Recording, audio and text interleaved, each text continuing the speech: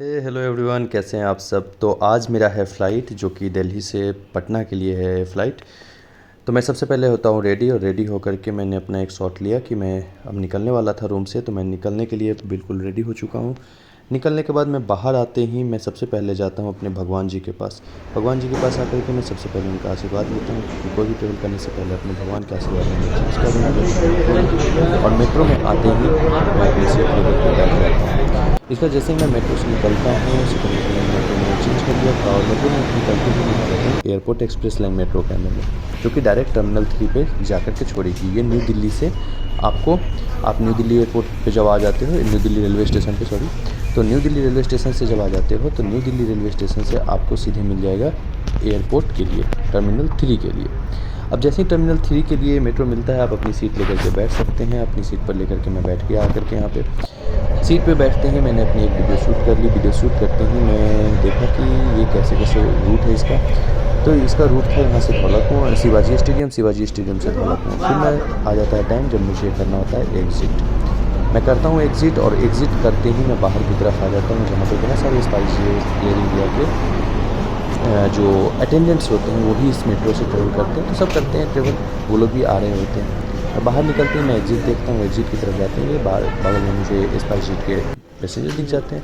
फिर मैं आ जाता हूँ टर्मिनल 3 वाले गेट पे, जहाँ से मैं अपना मेट्रो कार्ड लगाता हूँ, और फिर मैं एग्ज़िट ले लेता हूँ। ये ले लिया मैं एग्ज़िट, और एग्ज़िट लेते ही मैं ट्रेवल करता हूँ। मैं लिखा होता है वहाँ टर्मिनल 3 है, टर्मिनल 3 की तरफ जाता हूँ। तो बहुत सारे लोग आते जाते रहते हैं, मैं उनके साथ निकल जाता हूँ। फिर फाइनली मैं टर्मिनल 3 की ओर जाता हूँ, तो वहाँ मिलता है मुझे एक लिफ्ट। ठीक है, इसी से मैं पूछता हूँ, ये है बाहर का नज़ारा, जो एयरपोर्ट के बाहर का नज़ारा है। ठीक है, ये टर्मिनल 3 के बाहर का नज़ारा है, क्योंकि मेरा फ़्लाइट था टर्मिनल 3 से।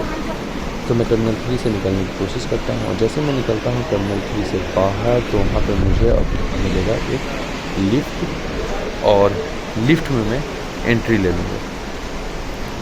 लिफ्ट में जैसे ही मैं एंट्री लेने के लिए जाता हूँ, तब तक मुझे मिल जाती है बाजी, और बाजी के साथ मेरी बातचीत होने लगती है। फिर मैं बाजी से बात करते हुए मैं फिर आगे बढ़ जाता हूँ। आगे मैं गेट पे जाता हूँ, तो वहाँ पे 2 डायरेक्शन लिखा होता है, जहाँ पे मैं थोड़ा सा कंफ्यूज हो गया था कि एक तरफ टर्मिनल 2 है और एक तरफ टर्मिनल 3 है। लेकिन फिर भी मैं कोई टेंशन नहीं होता है कि मैं आ जाता हूँ टर्मिनल 3 पे, लिफ्ट के थ्रू लेवल 2 पे।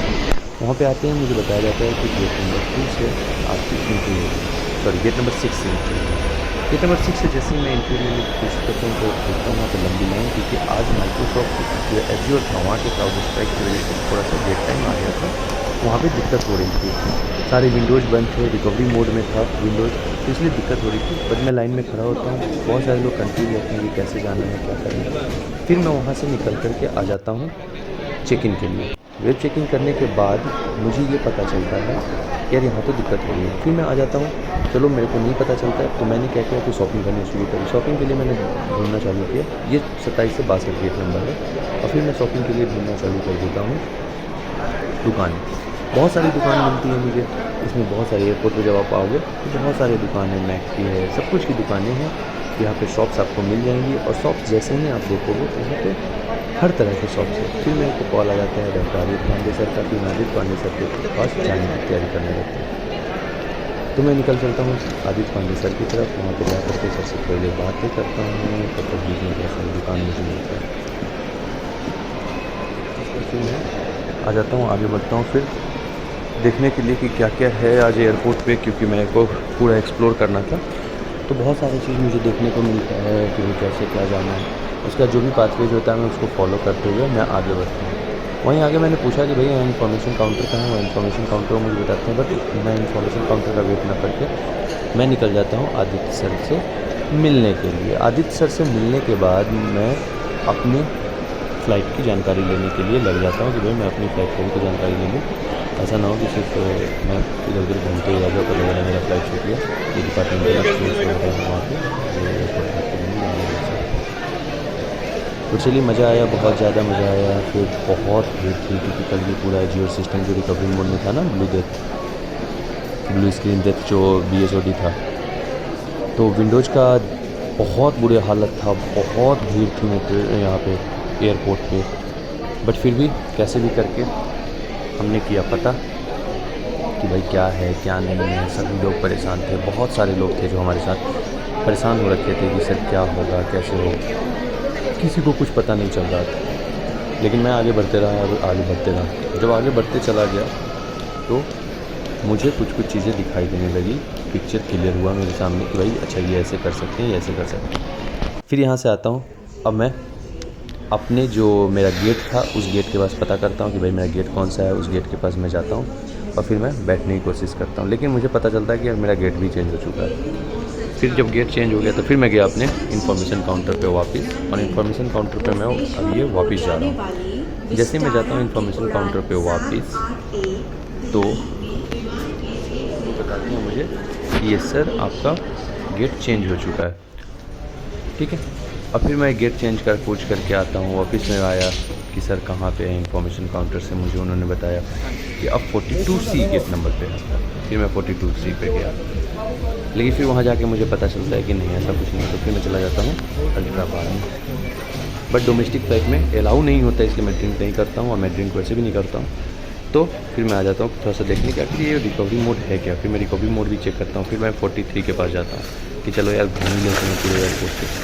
फिर मैं घूमना चालू कर देता हूँ चारों तरफ, घूमते घूमते घूमते मुझे मिलता है एस्केलेटर। ये एस्केलेटर बड़ी काम का चीज़ था, लेकिन मेरे को लगा डर, तो मैं चढ़ा ही नहीं। मुझे लगा यार ये कहाँ लेकर के चला जाएगा, तो मैं चढ़ा नहीं। मैं चला आया पैदल पैदल, क्योंकि मुझे था करना एक्सप्लोर कि क्या है क्या नहीं है कैसे है। तो जैसे मैं एक्सप्लोर करते करते आगे चलता हूँ तो मुझे ये दिखता है कि जो सीनियर सिटीजन्स है उनके लिए EV वाली कार्ड भी है जो चल रही है। और ये BSS वाले तो हर जगह अपना प्रचार करते हैं, कर ही रहे हैं। यहाँ भी एडवर्टीजमेंट इनका बढ़िया चल रहा है। ये है 42C। फिर मैं आ जाता हूँ अंदर की तरफ। अब मेरा टाइम आ गया था जब बोर्डिंग करना था, तो मैं बस में बैठा। बस में बैठते ही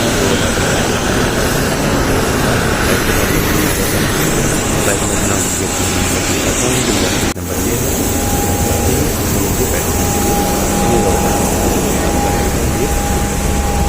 फिर मेरा को मिलता है विंडो सीट। विंडो सीट बताया विंडो सीट पर बैठ करके मैं करना चाहता हूँ रिकॉर्डिंग। तो मैंने शुरू कर दिया अपनी रिकॉर्डिंग। ये है अंदर में फ्लाइट की सीन। जैसे ही मेरे को रिकॉर्डिंग के लिए मुझे परमिशन मिल चुकी होती है, क्योंकि मैं एक इन्फ्लुएंसर में था, तो मुझे रिकॉर्डिंग का परमिशन दे दिया। विंडो सीट से मैं पूरे एयरपोर्ट का एक ओवरव्यू लेता हूँ। जैसे ही मैं ओवरव्यू लेता हूँ, बारिश की हल्के से मौसम हो रखा था, बट मेरे को डर लग रहा था कि ऐसा ना डिले हो जाए, इसलिए फिर मैं थोड़ा सा अपना एक हैप्पी फेस लेता हूँ कि भाई क्या मैं खुश हूँ या नहीं हूँ। मुझे एक नॉर्मल सा लाइफ लगा, मुझे बहुत ही कॉमन सा चीज़ लगा ये कि चलो ठीक है, मज़ा आ रहा था। ये देखिए आप अंदर में पूरी फ़्लाइट का सीन। मेरा सीट था 31A, मतलब बिल्कुल पीछे की साइड का सीट था, क्योंकि मैं वेब चेक इन नहीं किया था ठीक से, सीट सेलेक्ट नहीं किया था, तो उन्होंने अपने हिसाब से जो भी सीट उनको मिला वो सीट मुझे पकड़ा दिए। बट इट्स ओके, मुझे कोई इशू नहीं थी इसमें। अब मैं बैठ जाता हूँ। अब फ़्लाइट रनवे से चल देती है। ठीक, अब फ़्लाइट जब रनवे से चलती है तो मुझे वहाँ बोला जाता है कि सर अपनी पेटी बांध ले। और फ्लाइट में एक बहुत अच्छा चीज़ उन्होंने सिखाया कि भाई पहले अपनी रक्षा करें, बाद में दूसरों का केयर करें। ठीक है। अब फ्लाइट रनवे से टेक ऑफ होने के लिए रेडी हो चुकी होती है। फिर मैं आगे बढ़ते बढ़ते बढ़ते बढ़ते, ये देखिए फ़्लाइट हमारी रनवे से चल चुकी है। लेकिन हमें लगा कि भाई अब रनवे पे स्पीड पकड़ेगी, बट उस समय तक रनवे पे वो स्पीड ही नहीं पकड़ी होती है। अभी वो टर्न लेंगे, लगभग 2 किलोमीटर चलने के बाद वो एक छोटा सा टर्न लेते हैं। फिर उनका अपना प्रॉपर एक रनवे आता है, जिस रनवे पे वो लेंगे। इधर इंडिगो का फ़्लाइट लगा था, बट हमारा था स्पाइस जेट। लास्ट मिनट पे हमने लिया था फ़्लाइट, इसलिए हमें मिला स्पाइस जेट। मेरा मन था कि एयर इंडिया से लूँ, लेकिन नहीं हो पाया। तो ये अब ये स्पीड पकड़ चुके थे। जब ये स्पीड पकड़ते हैं तो बहुत तेज़ एक झटका सा फील होता है, और झटका सा फील होते ही मैंने कहा कि यार अब थोड़ा सा कैमरे को कर दिया जाए बंद। फिर मैं करता हूँ कैमरे को बंद, लेकिन फिर से मैंने को मन हुआ कि यार मैं एक काम करता हूँ, मैं ले लेता हूँ शॉट। तब तक हमारी फ़्लाइट आ जाती है एयर में। इन एयर जाने के बाद हमें पता चलता है कि देखो कितना सुंदर सा ये शहर ऊपर से देखने में कितना सुंदर लगता है, लाइट ही लाइट होती है। और जैसे ही मुझे मज़ा आता है, फिर मैं करता हूँ इंजॉय। अब मैं एयर में आकर के खूब इंजॉय किया, खूब मज़ा आया। फिर मेरे को आ जाता है नींद, और फिर मैं हो जाता हूँ सो जाता हूँ। सोने के बाद फिर अब टाइम आ जाता है कि अब उतरना है। फिर अब लैंड कर जाते हैं लोग। लैंड करने के बाद मेट्रो स्टार्ट कर रहा है ना, तो अब दिक्कत नहीं होगा। कैब बुक करके हम बाहर आ जाते हैं। फिर गांधी मैदान में गया था, गांधी मैदान से करने नहीं आया था। अभी उसके 2-3 मैं साल बस 5 साल लग जाएगा। गांधी मैदान में बस में बैठने के बाद पहुँचते चुनाव उनाव का भी है। और घर पहुँचते ही मैं पहले रेस्ट किया। लेकिन गांधी मैदान तो है ही यार, कुछ ना कुछ हमेशा होते रहता है गांधी मैदान में।